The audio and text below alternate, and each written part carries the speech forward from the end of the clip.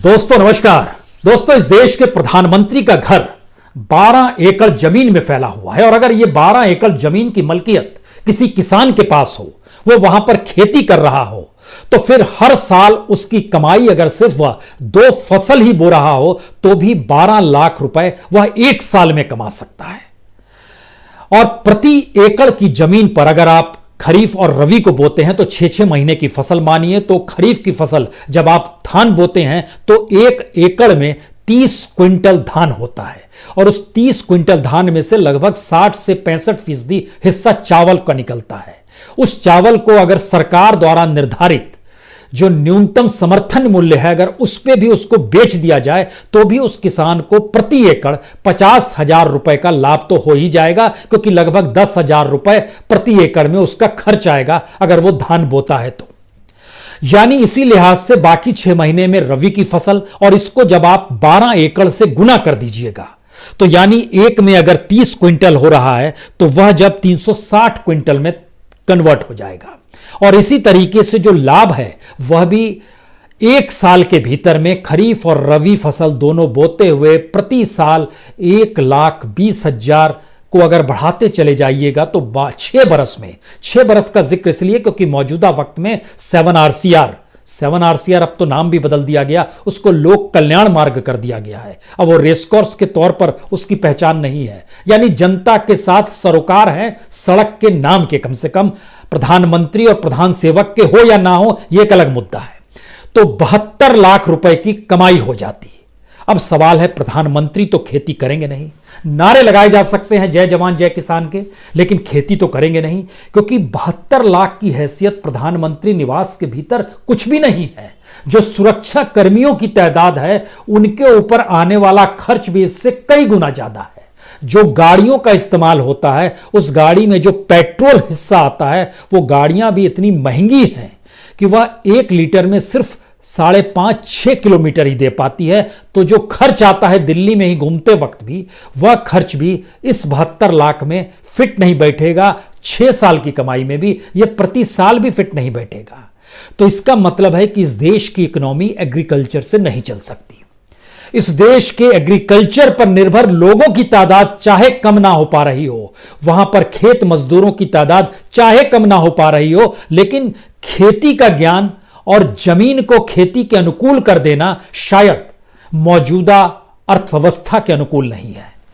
और प्रधानमंत्री इसे बाखूबी समझते हैं, इसीलिए वो ऐसे विधेयक को लेकर आए जिस विधेयक के जरिए इस देश के भीतर में उन हाथों को मजबूती मिल जाए, उनका खजाना भर जाए जिनको कॉरपोरेट के तौर पर जाना जाता है, जिनको बड़े बिजनेस पर्सन के तौर पर जाना जाता है, जो अपने आप में इतनी कमाई के साथ जिनका दुनिया में नाम है। उनके लिए अगर खेती की जमीन मिलने लगे, उनको अगर खेती की उपज को बेचने का अधिकार मिल जाए, उनके पास अगर गोडाउन्स इतनी बड़ी तादाद में हो जाएं जहां पर वो अनाज किसान जब उपजाए तो उसको लाकर डंप कर दें और उसके बाद विश्व बाजार में वह अपनी मनमानी कीमत, जिस समय कीमत बढ़ रही हो तब मार्केट में सप्लाई करें, और यही स्थिति भारत के भीतर करें, तो यह कमाई जो है, इस कमाई का जीडीपी में गजब का योगदान होगा और हमारी जीडीपी बढ़ेगी।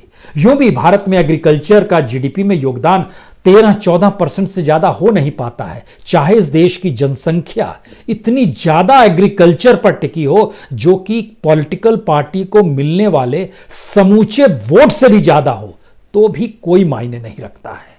तो आज 2-3 बातों को आप समझ लीजिए। एक, इस देश में एग्रीकल्चर को लेकर सरकारें आंखें क्यों बंद कर लेती है।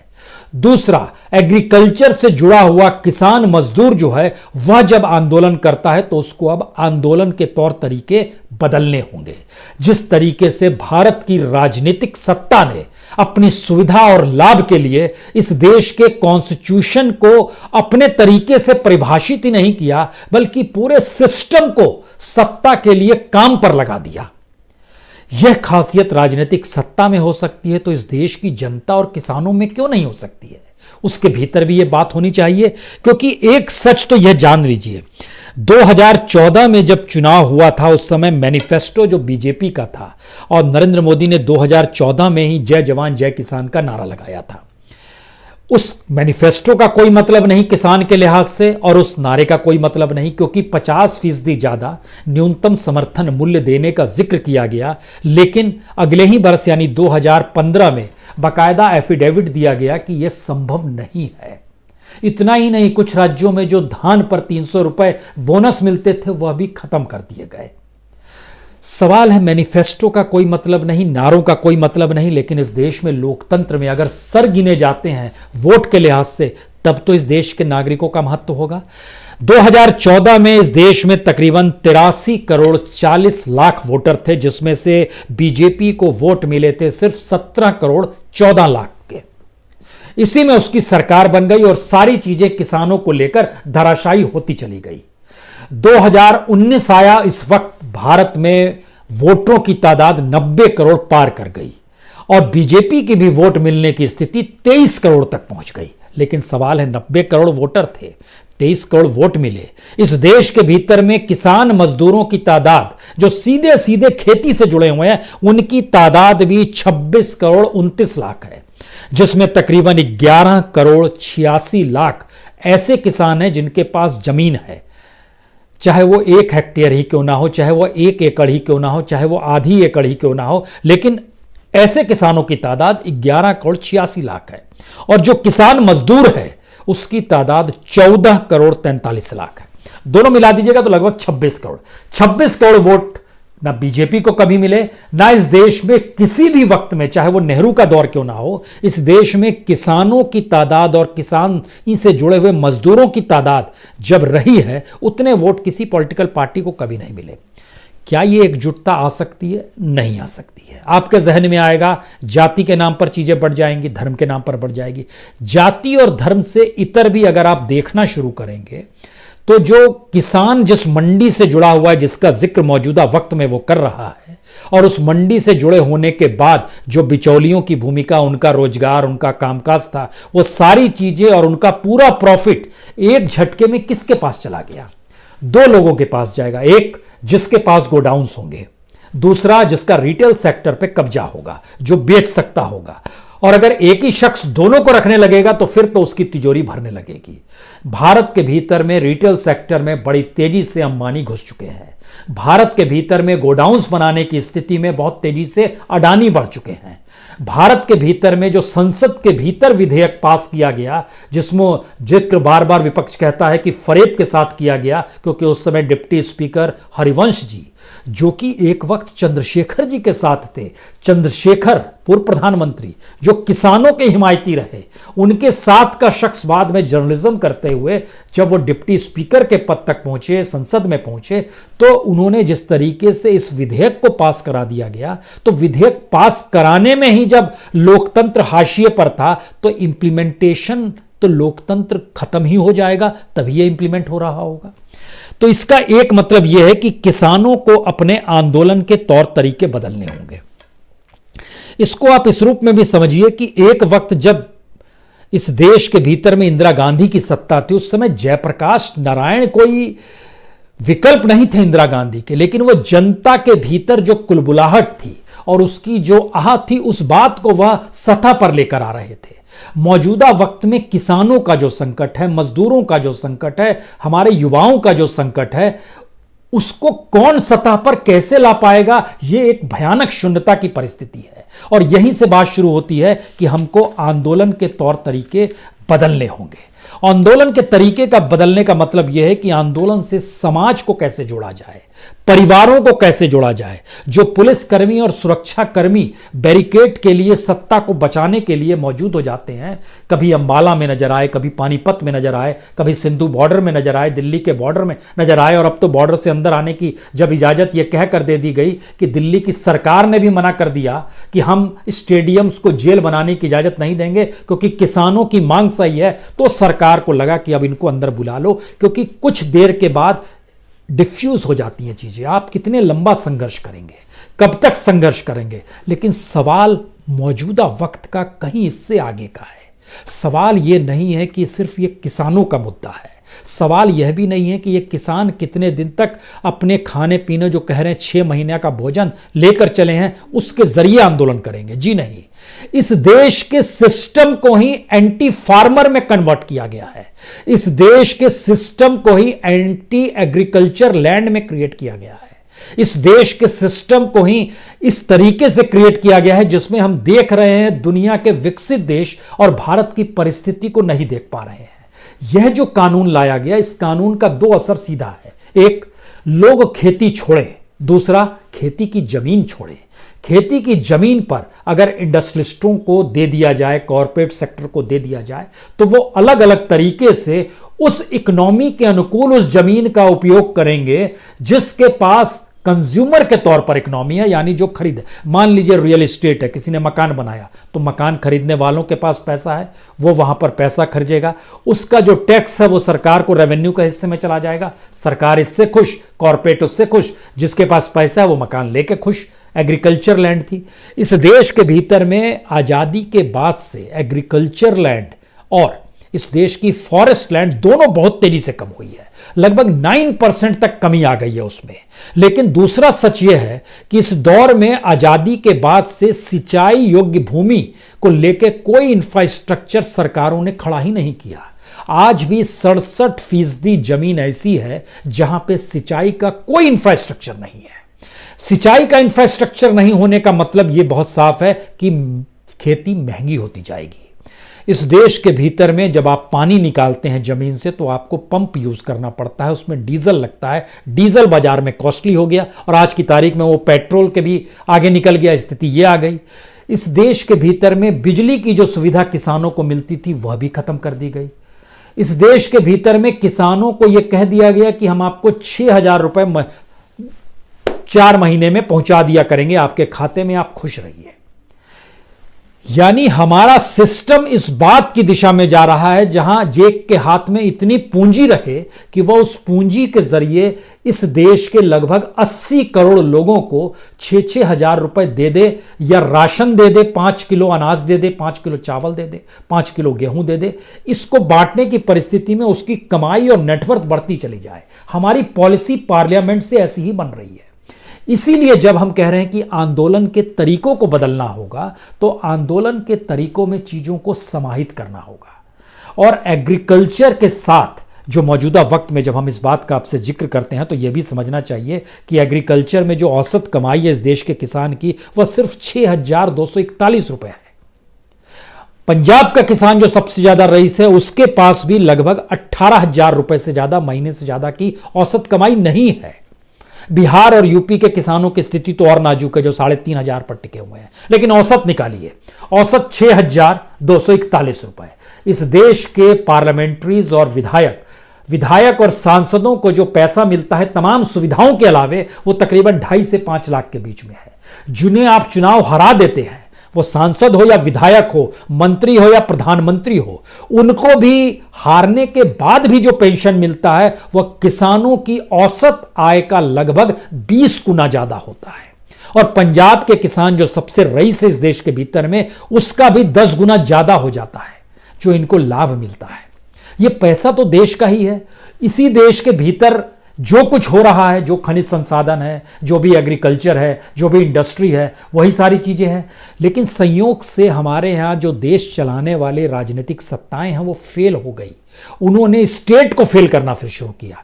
पहले वो खुद फेल हुई, नहीं चला पाई, तो उन्होंने राज्य को ही फेल करना शुरू किया और एक ऐसी स्थिति ला दी जहां पर हर व्यक्ति आपको इस रूप में नजर आए कि वह आंदोलन कर रहा है। इसके लिए हमको लगता है कि एक डाटा आपको बताना चाहिए। यह डाटा इसलिए बड़ा महत्वपूर्ण है क्योंकि कोई ऐसा नहीं है कि हम मोदी सरकार को लेकर सिर्फ कहें। अगर आप 15 बरस के दौर को ले आइए, 15 बरस में जाहिर है 6 बरस इनके हो गए, 9 बरस पुरानी सरकारों के हो गए, दोनों को मिला दीजिए, क्लब कर दीजिए। क्लब करने के बाद आपके पास एक डाटा निकल कर आएगा। इन 15 बरस में इस देश में 2,34,000 किसानों ने खुदकुशी की है। 2,34,000 किसानों का मतलब है हर घंटे 1.7 किसान, यानी लगभग 2 किसान खुदकुशी करता है हर घंटे इस देश में। और इसके ठीक समानांतर जो युवा है बेरोजगार है और छात्र है, इन दोनों को जब क्लब कर दीजिएगा तो छात्रों ने 95,000 छात्रों ने पिछले 15 साल में खुदकुशी की, जिनकी तादाद इस वक्त बढ़ गई है। जो युवा बेरोजगार हैं उन्होंने लगभग 1,44,000 युवा बेरोजगारों ने खुदकुशी की। दोनों को मिला दीजिएगा तो लगभग 2,90,000 हो जाएगा। यानी यह भी हर घंटे 2 से ज्यादा इस देश का छात्र और युवा भी खुदकुशी कर रहा है। वो छात्र और युवा जिस परिवार से आता है वह रूरल इंडिया का हिस्सा ज्यादा है, और रूरल इंडिया का हिस्सा ज्यादा से मतलब यह है कि वो हो सकता है महाराष्ट्र में रह रहा हो सकता है दिल्ली में रह रहा हो, लेकिन उसकी जड़ें इस देश के गांव और किसानी से जुड़ी हुई है। उसके माता पिता खेती गृहस्थी से ही जुड़े हुए हैं। वह भी खुदकुशी कर रहा है। इसका मतलब है अगर आप किसान अपने बच्चे को पढ़ने के लिए बाहर भेज रहा है, एजुकेशन पे खर्च कर रहा है, फीस दे रहा है, तमाम सुविधाएं दे रही हैं, तो भी उसके बाद उसको खुदकुशी ही करनी है क्या? और यहां पे खेती में न्यूनतम समर्थन मूल्य नहीं मिलेगा तो भी खुदकुशी ही करनी है क्या? यानी एक ऐसी परिस्थिति आ गई जिसमें एक शून्यता आ गई। तो इस सरकार को लगा कि क्यों नहीं खेती को ही खत्म कर दिया जाए, और खेती को इस डिजाइन से खत्म किया जाए जहां पर कॉरपोरेट का इंफ्रास्ट्रक्चर, कॉरपोरेट की पूंजी इस रूप में लगे कि उसके लिए कंज्यूमर भारत के भीतर में पैसे वाला भी हो, और अंतर्राष्ट्रीय तौर पर अलग अलग देशों में जहां जहां जरूरत होगी, कभी चावल निर्यात करना पड़ेगा, कभी गेहूं निर्यात करना पड़ेगा। मौजूदा वक्त में सबसे ज्यादा भारत एग्रीकल्चर का निर्यात कर रहा है, लगभग 40% शूटअप किया है, ऊपर कर गया है, क्योंकि दुनिया के भीतर में दूसरे देश थाईलैंड और ऑस्ट्रेलिया से इस वक्त आयात कम हो गया, तो भारत कर रहा है। इस स्थिति में जब हम इन बात का जिक्र करें तो यह पूरा विधेयक आपको इस बात की इजाजत देता है कि आप कितना भी माल अपने यहां बंद कर ले, जमाखोरी कर सकते हैं। जमाखोरी करने के बाद आपकी जो भी इच्छा होगी मार्केट में आप सेल कर सकते हैं। यानी जो गोडाउंस किसान तो बनाएगा नहीं, और एफसीआई के पास जो टोटल गोडाउंस है, फूड कॉर्पोरेशन ऑफ इंडिया के पास, वह टोटल गोडाउंस इस देश में अगर 100 केजी अनाज होता है तो सिर्फ 22 केजी अनाज रखने के लिए, सिर्फ 22% अनाज ही वो रख सकता है। यानी बाकी 78% कहां रखेगा? तो वो प्राइवेट गोडाउंस में रखता है। प्राइवेट गोडाउंस का जो खर्चा आता है वो खर्चा राज्य देता है, स्टेट देता है, और पता चलता है कि उस पर जितना खर्च हो रहा है उस पर तो गोडाउंस बीते 10 बरस में कितने ना बन गए होते, उससे ज्यादा बन गए होते, लेकिन नहीं बनाएंगे। यह एक हमारा सिस्टम है। इस सिस्टम का मतलब बहुत साफ है कि इकोनॉमी को इस तरीके से चलाइए कि जनता हमेशा कुछ मांगती रहे, और इकोनॉमी को इस तरीके से चलाइए कि आप अपनी जिम्मेदारी से मुक्त होते चले जाएं, और धीरे धीरे उस पैसे पर सरकार और गवर्नेंस चलने लगे और पार्टियां चलने लगे जहां पर कोई दूसरा पैसा ला रहा है, और उसके रिस्ट्रिक्शंस के लिए हम कुछ लीगल कानून बना देंगे। दरवाजे पर सीबीआई ईडी वाला आके खड़ा हो जाएगा तो आप पैसा पेमेंट करोगे ही। हमको लगता है पहले यह समझ लीजिए कि स्टेट फेल कैसे हो रहा है। स्टेट फेल होने के बाद आप समझ पाएंगे इस 3 विधेयक का असर सरकार क्यों नहीं वापस लेगी, और जो आंदोलन हो रहे हैं उसे क्यों बदलने की जरूरत है। और पूरे देश में जो तमाम पॉलिटिकल पार्टीज है, मुश्किल क्या है, हर पॉलिटिकल पार्टी के अपने कंट्राडिक्शंस हैं, अपने लोभ हैं, अपने मुनाफे हैं, अपनी सोच है। वो तुरंत सरकार के साथ कोई समझौता, कोई एक विधायक करता है, कभी एक एमपी करता है, कभी पार्टी का 2/3 हिस्सा शिफ्ट हो जाता है। सबको राजनीतिक सत्ता की मलाई चाहिए, लेकिन देश को कौन गढ़ेगा ये कोई नहीं जानता है। हमने जब आपसे कहा कि देश कैसे फेल हो रहा है, इसकी 2 स्थिति है। मौजूदा सरकार कहीं ग्राउंड जीरो पे खड़े हो जाइए। इस देश के भीतर में सरकार की जानकारी देती है, मिनिस्ट्री बता रही है 1163 प्रोजेक्ट एग्रीकल्चर से जुड़े हुए नहीं, इंडस्ट्रियल प्रोजेक्ट, इंफ्रास्ट्रक्चर से जुड़े हुए प्रोजेक्ट, कंस्ट्रक्शन से जुड़े हुए प्रोजेक्ट, 1163 प्रोजेक्ट बीते 5 बरस में, जिनकी प्रति प्रोजेक्ट की कीमत 150 करोड़ से ज्यादा की है। उसका कुल कॉस्ट जो था वह तकरीबन 21 लाख करोड़ का था। 21 लाख करोड़ के प्रोजेक्ट को पूरा हो जाना चाहिए था, लेकिन आज की तारीख में जब हम आपसे बात कर रहे हैं, जो मिनिस्ट्री का जो डाटा बतलाता है, जो लास्ट 30 सितंबर तक की जानकारी आ रही है, अभी तो नवंबर चल रहा है तो 30 सितंबर तक का डाटा आ गया है। डाटा बतलाता है कि सरकार ने 122 प्रोजेक्ट को 12 महीने की लेट से चल रहा है, 128 प्रोजेक्ट 1 साल से 2 साल के लेट से चल रहा है, 160 प्रोजेक्ट लगभग 2 साल से 5 साल के विलंब से चल रहा है, 121 प्रोजेक्ट 5 साल के विलंब से चल रहे हैं। यानी आपने ऐलान कर दिया प्रोजेक्ट में कुछ काम भी हुआ लेकिन फिर ठप हो गया। तो जो पैसा लगा वो पैसा लगा, और आने वाले वक्त में जब उस प्रोजेक्ट को पूरा किया जाएगा तो कीमत फिर बढ़ जाएगी। तो ये सारे प्रोजेक्ट की कीमत आज की तारीख में अगर इसे पूरा किया जाए तो भी 4,37,000 करोड़ रुपए ज्यादा लगेंगे। ये फेल्योर का सिस्टम है। जब आप प्रोजेक्ट्स का ऐलान करते हैं तो वो लेट क्यों हो रहा है? खर्च उस पर जो किया जा रहा है, खर्च जो किया जा चुका है, वो तकरीबन 11 लाख रुपए जो खर्च किया जा चुका है, उसका क्या मतलब था? और अब आने वाले वक्त में 14 लाख करोड़ रुपए और देने होंगे, इसका क्या मतलब होगा? वो और विलंब होगा। तो चीजें अटकाई भी जाती हैं, लटकाई भी जाती हैं, और क्योंकि इससे स्टेट अपने सिस्टम को चलाता रहे, ये एक पहली स्थिति है। दूसरी स्थिति, जो जिम्मेदारी सरकार की होनी चाहिए थी, हम एग्रीकल्चर को थोड़ी देर के लिए दरकिनार भी कर दें। हम बोल रहे हैं कि प्रधानमंत्री के घर 12 एकड़ की जमीन पर खेती मत कीजिए, लेकिन जो इस देश के भीतर में आज से नहीं बल्कि 90s से, उससे पहले चले जाइए 50s 60s से जो इस देश में जितनी भी इंडस्ट्री अलग अलग सेक्टर्स की खड़ी की गई, वो तमाम सेक्टर्स में इस दौर में इजाफा हुआ है। लेकिन उसी सेक्टर से जुड़े हुए जो पीएसयूज हैं, सरकार उसमें घाटे में आ गई। इसका क्या मतलब था? और इतना ही नहीं, जिस तरीके से बैंक मर्जर किया गया कि एक बैंक घाटे में ज्यादा चल रहा है तो उसको ऐसे बैंक के साथ मर्ज किया गया जिससे दोनों की बुक ठीक हो जाए। इसका घाटा 10% था, इसका घाटा 2% था, तो दोनों को जब मिला दीजिएगा तो 6% में आके दोनों टिक जाएगा, तो लगेगा 6% का घाटा हुआ है। मर्जर इसी रूप में किया गया। पीएसयूज के भी स्टेक्स गवर्नमेंट ने दूसरे पीएसयू को बेच दिए। यह भी इस देश के भीतर हुआ है। जैसे ओएनजीसी ने एचपीसीएल 36,915 करोड़ में उसके स्टेक्स ले लिए। ओएनजीसी गवर्नमेंट का, एचपीसीएल जो हिंदुस्तान पेट्रोलियम वो भी गवर्नमेंट की, इसको मैनेज किया गया। इसी तरीके से मौजूदा वक्त में जो अलग अलग तरीके से डिसइन्वेस्टमेंट होना है, वह जैसे बीपीसीएल को लेकर सबसे पहले बोली लगाई जा रही है कि इसका सबसे ज़्यादा लाभ सरकार को मिल जाएगा, लेकिन उसका सच क्या है? बीपीसीएल भी आज की तारीख में, भारत पेट्रोलियम जो है, वो अभी भी लगभग 7,000 करोड़ का मुनाफा देती है सरकार को। मुनाफा छोड़कर हम 7,000 करोड़ का मुनाफा नहीं लेंगे, हमको चाहिए लगभग एक साथ 40,000 करोड़ रुपए, तो हम उसको बेच देंगे औने पौने दाम में। लेकिन उसका अपना रेवेन्यू जो है बीपीसीएल का, वह भी 2,70,000 करोड़ का है। कॉन्कोर 6,882 करोड़ का रेवेन्यू है, वह भी 1,000 करोड़ से ज्यादा लाभ देती है, लेकिन हमको लाभ नहीं चाहिए, हम उसको भी सेल करेंगे। बीईएमएल 3,481 करोड़ उसका रेवेन्यू है, वह भी लगभग 63 करोड़ रुपया लाभ देती है, लेकिन ना, हमें वह भी नहीं चाहिए। अलग अलग तरीके से पूरी लंबी फेरिस्त है कि कैसे, और उसमें 19 पीएसयूज लाइन में है। मैसेज क्या है? मैसेज है जो फायदे में है उसको सेल करो, जो घाटे में है उसको तो कोई खरीदेगा नहीं।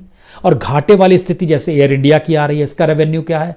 25,000 करोड़ का रेवेन्यू है। इसमें जो घाटा हो रहा है वो हर साल 8,445 करोड़ का घाटा हो रहा है, तो कैसे बेचाएगा? नहीं बिक पा रहा है। Shipping corporation of India 3,926 crore का रेवेन्यू है, लेकिन उसमें 122 करोड़ का घाटा हो रहा है।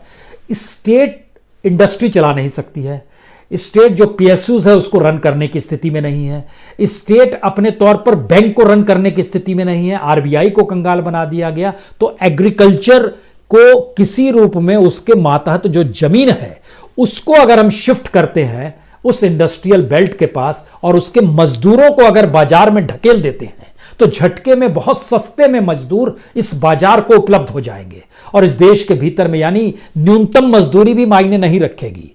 न्यूनतम मजदूरी यूं भी कोई ठेकेदार देता नहीं है, लेकिन न्यूनतम मजदूरी भी जब नहीं मिलेगी तब क्या हालत होगी। और बड़ी तादाद में मजदूर अलग अलग जगहों पर, जो चौक होते हैं ना जहां पर बैठा रहता है कंस्ट्रक्शन मजदूर, इसी तरीके से देश के हर हिस्सों में अगर मजदूर बैठा होगा तो कोई भी इंडस्ट्री चलाने वाला व्यक्ति आएगा और कहेगा कि हम आपको 100 ही रुपए प्रतिदिन का देंगे, चाहे न्यूनतम मजदूरी 300 रुपए हो, 100 रुपए में काम करना पड़ेगा। यानी एक ऐसी स्थिति ले आइए जहां क्राइसिस ही आपका सिस्टम में कन्वर्ट हो जाए।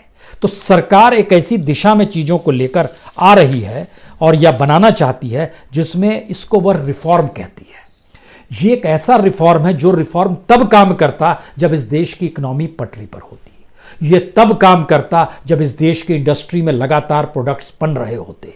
लेकिन झटके में आत्मनिर्भरता का नारा भी दे दिया गया, और आत्मनिर्भरता के जरिए हम अपने आत्मनिर्भर जो खेती में ही है एकमात्र, सही मायने यही है कि इस देश में अनाज किसान इतना उपजाता है कि यह देश खाने पीने के मामले में आत्मनिर्भर है। उसे बाहर से माल नहीं चाहिए, चाहे वो डेयरी का माल हो, चाहे चावल गेहूं या सब्जियों की परिस्थिति हो, लेकिन झटके में उसकी स्कैरसिटी भी मार्केट में लाई जा रही है।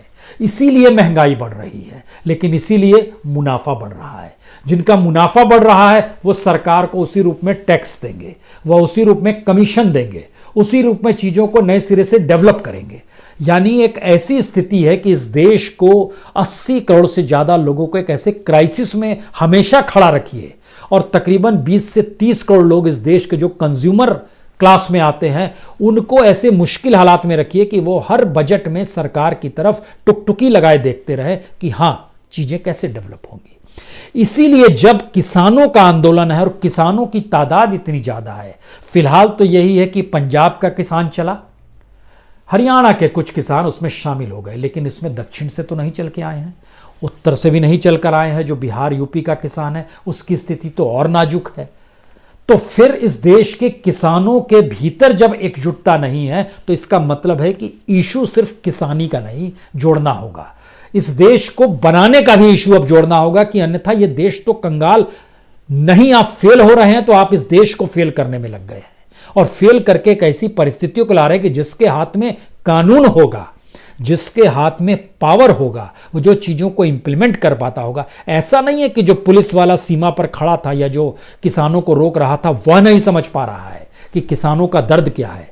पंजाब का पुलिस भी समझता है, हरियाणा की पुलिस भी समझती है, दिल्ली की पुलिस भी समझती है।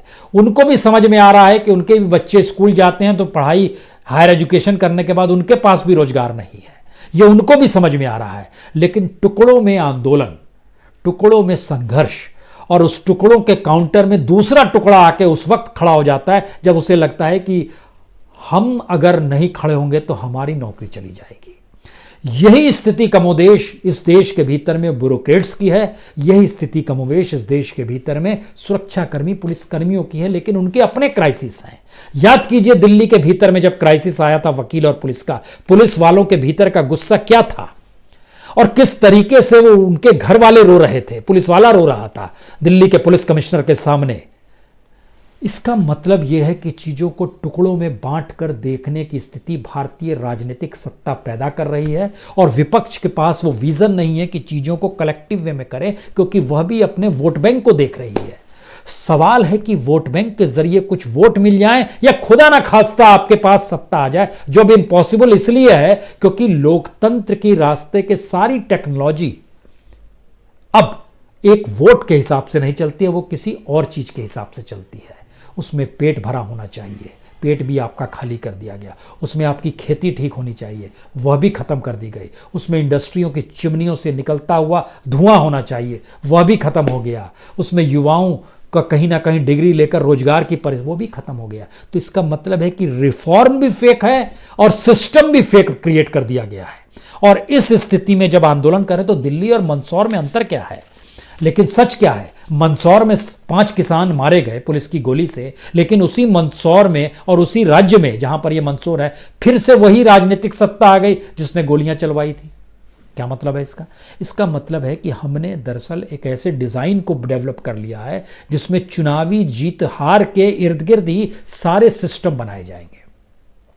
चुनाव जीतने के लिए पैसा चाहिए तो पैसा किसान तो देगा नहीं, पैसा तो वहीं से आएगा जिसके लिए हम पूरी की पूरी पॉलिसी उसके हाथ में सौंप दें। एक ऐसी स्थिति आ गई। इसीलिए जब कोई अंतर किसी रूप में नहीं है तो आखिरी सच इस देश का क्या है? आखिरी सच इस देश का यह है कि क्या वाकई इस देश के भीतर में जिन बातों का जिक्र राजनीतिक मैनिफेस्टो में होता है, जिन बातों का जिक्र पार्लियामेंट में बहस के दौरान होता है, जिन बातों का जिक्र कोई नेता करता है और अब आने वाले वक्त में कह रहे हैं कि 3 तारीख को बात करें या पहले बात करें, उस बात से भी चीजें नहीं निकलेगी, क्योंकि हमने उस सिस्टम की एक कड़ी को चुना, चाहे उस कड़ी को हम कभी भी अलग करके कोई दूसरी कड़ी जोड़ देंगे। आंदोलनों की इस फहरिस्त में आप कहीं भी किसी रूप में चलते चले जाइएगा तो आंदोलन होते हैं और राजनीति उसको दफन करने की दिशा में बढ़ जाती है। यह स्थिति इस देश के भीतर की है जो बहुत खतरनाक हो चली है। बहुत बहुत शुक्रिया, बहुत बहुत शुक्रिया।